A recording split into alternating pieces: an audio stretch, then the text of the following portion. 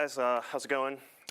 Really been loving my time here in Vegas. It's been a really eye-opening time, and I've been very inspired, and I just want to thank everybody I've met so far and chatted with. It's been truly inspirational. So I'm going to give you a very abbreviated version of my story in chronological order. It begins in Peru. I was born in Peru. And when I was 7, my mom said, "We're going to Disney World." And I was like, "Yeah, oh my God, amazing." And then we landed in Newark, New Jersey, and they said, "Actually, we lied. We just didn't want you to freak out, and we moved to America." And I was like, yeah, so, all right. So that's, so many years of watching cartoons and just being a total nerd, I learned English and started, I was a total math nerd growing up. Like English obviously was not my strongest suit. And when I got to, when I got to high school, I was able to choose basically, I went to a really unique high school where I was able to choose basically one of various skills that I could take a class in. And one of them was like film, one of them was like graphic design, and I ended up, and basically you ended up choosing, your freshman year, you basically picked a couple of them, and then you chose the one you were gonna do for the rest of your time in high school. And I was like, man, that's a big commitment, like at this age and this time. And I ended up choosing AutoCAD, which was like, my brother was an architect, and so I was like, oh, like this is easy. I've already seen my brother do this sort of, and I'll do that, I don't know. And and one day, like, I was just sitting there in AutoCAD class building just, plans for a museum, I don't know. There's just like a lot of, just lines. And I told, my teacher had this big computer on his desk, this gigantic computer that had this program called 3D Studio Max, which was like a 3D animation program. And it was the only like one that was there. And I mean, this is like 1997. I mean, there's just like, this is like Toy Story had just come out, and it was like, whoa, I think this is gonna be a thing. And I said, hey, if I finish my work on like quickly, can I go jump on the computer and like play around with this animation program? And he was like, yeah, sure, if you finish your work. So next thing I know, by like a couple of months later, I'm basically only doing the 3D Studio Max stuff, and I'm making little animated shorts, and I'm like, oh man, like this is cool, man. I'm making like little stories, and I love this. And so cut to like, towards the end of high school, and it's just like, I'm gonna go to school, and I'm gonna do this for the rest of my life. I'm gonna just like try to work at Pixar or something, I don't know. And everybody's like, well, if you wanna do computer animation, you gotta go to art school. And I'm like, art school? What? No, but it's computer stuff. I'm like doing technical stuff. And they're like, no, you gotta be an artist. I'm like, oh, but all I've ever done is like programming and this and that, and next thing I know, I'm like drawing as much as I can to try to get into like art school. And I ended up getting into Pratt Institute, basically because the portfolio person just said, you have basically nothing to show me that shows that you're an artist. But I brought this VHS tape with me of these animated shorts I was doing in high school, and they're like, we're gonna let you in basically because you've done all these animated shorts. I was like, awesome, great. And they were like, but you're really gonna have to spend all summer like drawing. And I was like, oh, you got it. I totally kind of didn't. And I show up to my first day of Pratt Institute, and Pratt's like one of the most prestigious. At the time, the reason I went to Pratt was because there were only like 4 schools in all of the US that had a major in computer animation. Now basically all of them do, because every animated movie is computer generated. But at the time there was just Pratt and like SVA and a couple other choices. So I get to Pratt, and it's one of the most prestigious art schools in the country, blah, blah, blah. And I get there, and I sit in my first class, and I'm like the worst, most talentless guy there. I mean, I feel like I don't belong there. I'm like, it was just like excruciating time in my life where I just felt like at the bottom of of everyone around me.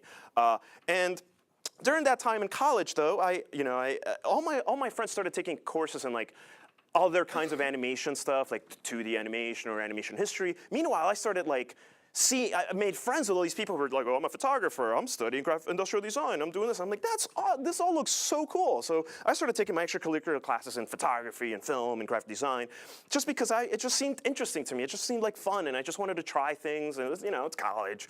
And yeah, some things. And I ended up, graduating school, and I ended up, landed on my feet after a year of trying to get my foot in the door, like trying to get work as a computer animator. I was doing, but because I had done all these weird little things during college. Like, I left with like not just being a computer animation guy, but I also was able to do all sorts of other stuff. Like, I could make, so I was doing graphic design work for like brands like Nautica and Tommy Hilfiger or something. I was like, oh yeah. And then eventually I finally started working in computer animation and advertising, and it was great. And I was like, I made it, I did it. And like a couple of years later, I realized, man, like I really got into this because I liked telling little stories, like in high school on the computer. But now I was just like basically making flying phones or something for a cell phone company. And I'm like, and then I quickly got, like just down creatively. I was like, I need side projects or something. So I started I started making all sorts of like little projects on my spare time. And one of them was this like music video that I directed that like was entirely made with photographs, blah, blah, blah. I don't have time to show it to you tonight. But it did really well, and it was like on Wired, and I was like, man, like, I want to do this full time. Like, this is why am I just like not doing this like all the time? Why can't I just do this all the time? So I'm like, I don't know though. I need to make money. So where do I figure this out? I need time. Like, I don't have time. I'm always working late. I was always, whatever. So next thing I know, one day I'm sitting at work, and I had like a little side monitor that was strictly dedicated to like a web browser, and I was addicted to watching TED Talks, and this is like back when TED had just started becoming like a prominent like online video form, and I went through every TED Talk. I was just like, I'm just there working, like listening to TED Talks. And one day they premiered a new TED Talk, and it was called The Power of Time Off by Stefan Sackmeister, who went to Pratt Institute, and he's like taking a year off every 7 years to like do anything he wants to do creatively. And I'm like, oh, I need to do that. And that was my moment. And literally, as soon as that talk ended, I grabbed a pad, I grabbed a pen, and I was like, how do I save enough? How much money do I need to survive for a year? And how long will it take me to save that? And long story short, I basically had to cut my check in half and have that go into a separate bank account that I didn't touch. And I said, on my 30th birthday, I'm going to quit my job, and I'm going to just live for a year. I don't know what's going to happen, but I'm just going to try and live. And you can start playing the video so this is, the first second is literally my 30th birthday. And so I have always been really frustrated with my memory.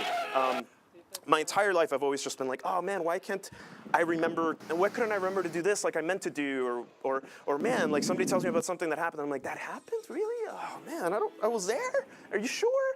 There's photos? Damn, okay. And I was thinking like, okay, so I'm turning 30, and when I think back on like the day I turned 20, like what the hell was I doing when I was 20? I have no idea, like the basic, like, I know where I was when I was 20. I was in college, this and that, but like, what did I do on August 17th, 2004 or whatever? Like, I have no idea. So I thought, man, when I turn 40, I won't be able to remember very well this magical year off that I'll have. That there's one time in my life I might be able to do this. I was like, I have to do something about this. I need to fix my memory, hack my memory, I don't know. But what can I do to remember my year off by forever? So I thought, hey, I'm also really lazy, so it has to be so easy to do that I won't stop doing it, that it'll just too easy to do that I won't not do it. And so I thought, well, I have an HD camera in my pocket at all times, blah, blah, blah. At the same time, I was thinking, well, it's got to be really absorbable, something that I can revisit often and not just like, if I have I was that guy who would just take like 20,000 photos on my vacation, and then I'm like, well, what am I going to do with these 20,000 photos? Just sit around and we'll look at them all the time? I'm never going to do that. So I decided I'm going to record just 1 second of video every single day for a year. But after just like a couple of weeks, I was like, oh man, like, you probably saw this moment where like it said, whoops, I forgot like twice. And when I realized that I forgot, I know why I forgot. I like analyzed my brain. I'm like, I think I forgot because I didn't do anything interesting those 2 days. I just sat around.